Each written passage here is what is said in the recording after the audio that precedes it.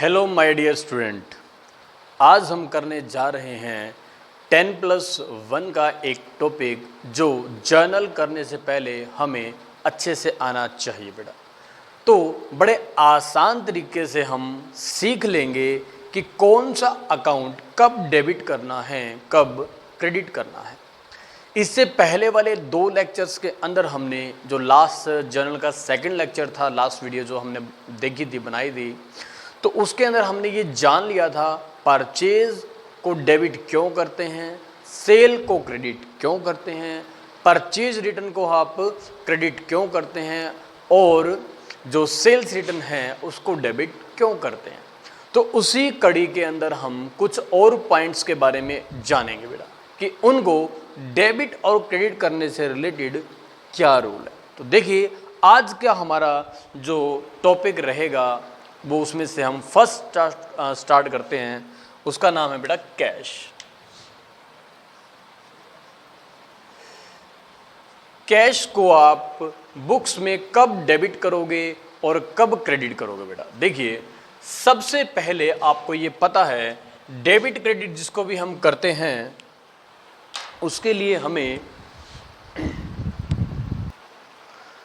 तो बेटा कब हम कैश को डेबिट करेंगे, कब हम कैश को क्रेडिट करेंगे, उससे पहले आपको ये पता होना चाहिए कि कैश का नेचर कौन सा है। तो कैश का जो नेचर होता है बेटा टाइप्स ऑफ अकाउंट के अंदर हम इसे रियल अकाउंट की कैटेगरी के अंदर रखते हैं बेटा। तो रियल अकाउंट का रूल आपको पता है, डेबिट व्हाट कम्स इन। तो लिख लेते हैं बेटा, कैश डेबिट तब होगा जब ये कम्स इन होगा, डेबिट व्हाट कम्स इन, और क्रेडिट व्हाट गोज आउट।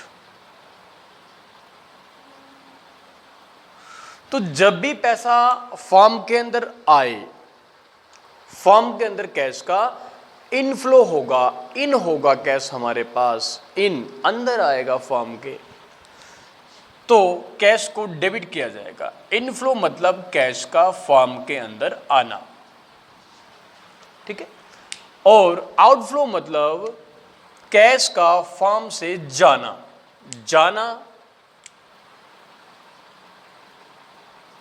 ठीक है। तो बेटा कैश को कब डेबिट करोगे, जब कैश फॉर्म के अंदर आएगा, और जब कैश फॉर्म के अंदर से जाएगा तो उसको हम क्या करेंगे, क्रेडिट करेंगे बेटा। ये देखिए आप, ये हमारी फॉर्म है,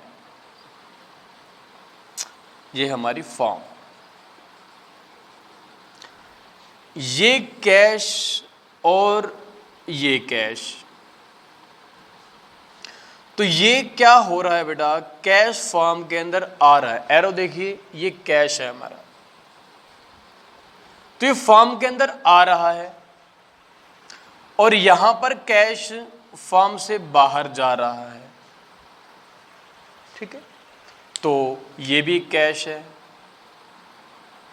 तो कैश जब फॉर्म के अंदर आता है बेटा, आने को आप इनफ्लो भी बोलते हो, इनफ्लो, कैश का फॉर्म के अंदर आना इनफ्लो, और कैश का फॉर्म से जाना आउटफ्लो।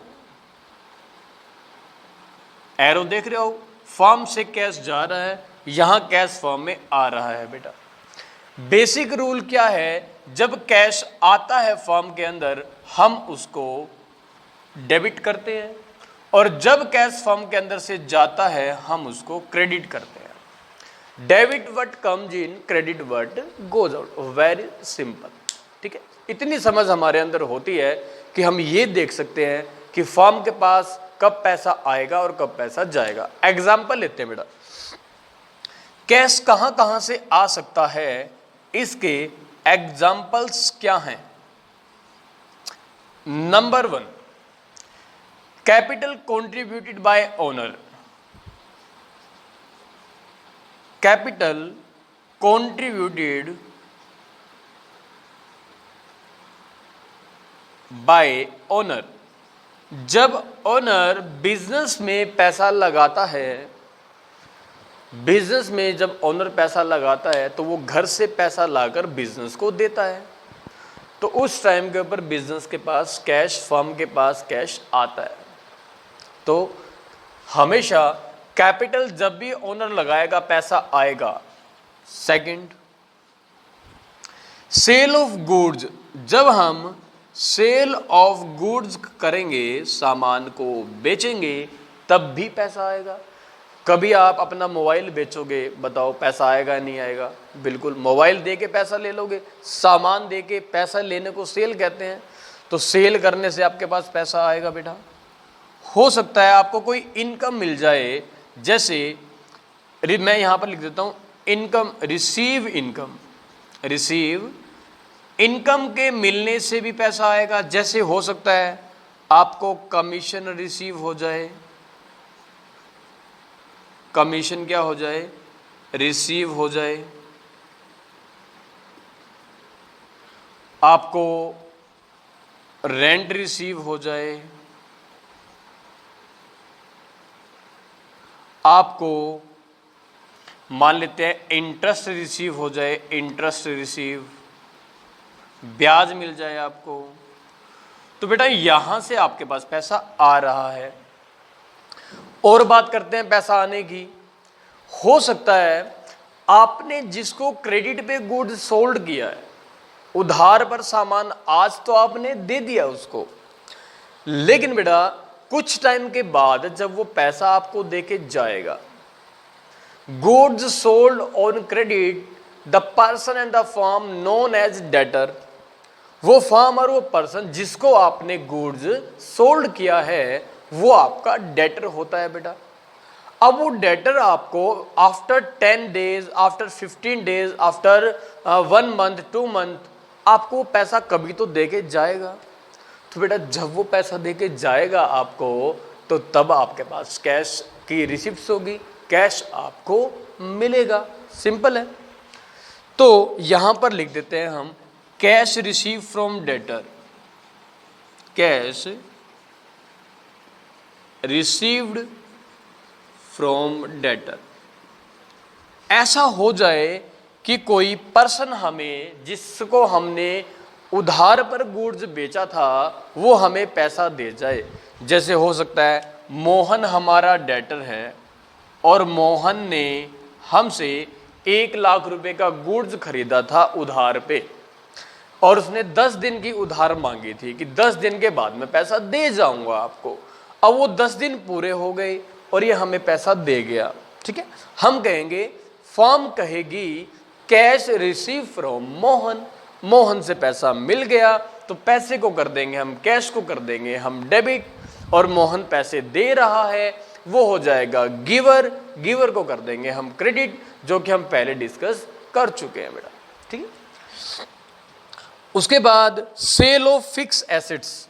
हो सकता है आपकी कुछ एसेट्स पुरानी हो गई हो, तो बेटा आप उसको बेच दोगे, तो वो कहलाएगा सेल ऑफ फिक्स एसेट्स, वो कहा जाएगा सेल ऑफ फिक्स एसेट्स।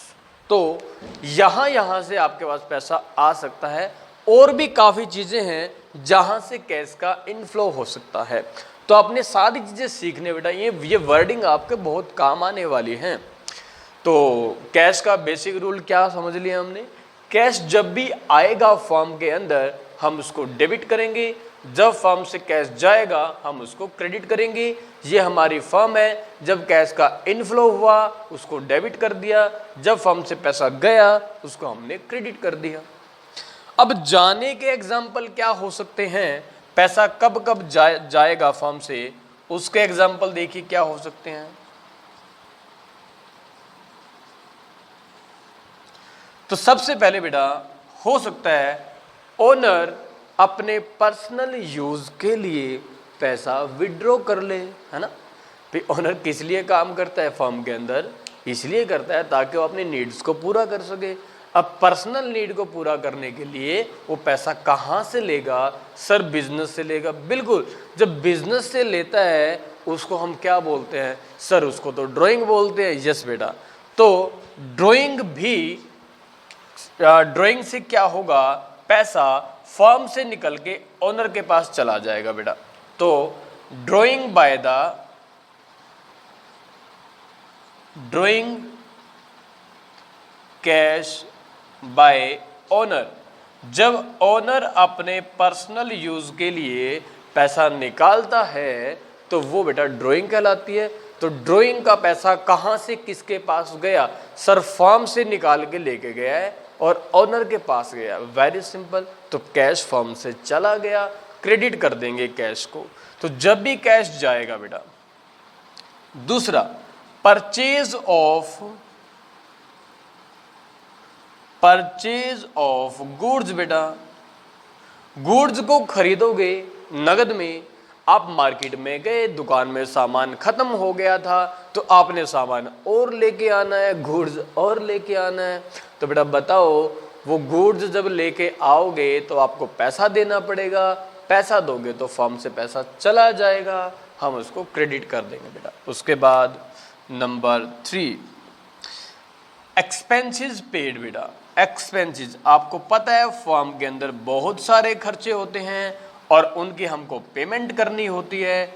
जब भी हम उनकी पेमेंट करेंगे हमारे यहाँ से कैश आउटफ्लो हो जाएगा, चला जाएगा। एग्जाम्पल्स क्या हो सकते हैं एक्सपेंसेस के बेटा? जैसे कि रेंट पेड, दुकान का आपने किराया दे दिया। सैलरी पेड, आपने अपनी लेबर्स को सैलरी पे कर दी। और हो सकता है वेजेस, कुछ और मजदूर हों जिनको आपने वेजेस पे कर दी। इंश्योरेंस करवाया आपने। तो बहुत सारे एक्सपेंस हैं, बहुत सारे एक्सपेंस हैं, उनमें से कुछ के नाम हमने लिख लिए। एडवर्टीजमेंट का है तो इससे भी कैश जाता है आपका, ठीक है। प्रिंटिंग स्टेशनरी है, इलेक्ट्रिसिटी बिल है, वाटर चार्जेस है, क्लीनिंग चार्जेस है, बहुत खर्चे होते हैं हमारे। कन्वेंस का चार्जेस है ना, हम सामान लेके ट्रैवल करते हैं गाड़ी से, कैरेज वगैरह लगता है, वो सभी हमारे एक्सपेंसेस हैं जिनकी पेमेंट आपको करनी पड़ती है। तो जब एक्सपेंसेस की पेमेंट हम करते हैं बेटा तो उससे कैश जाएगा।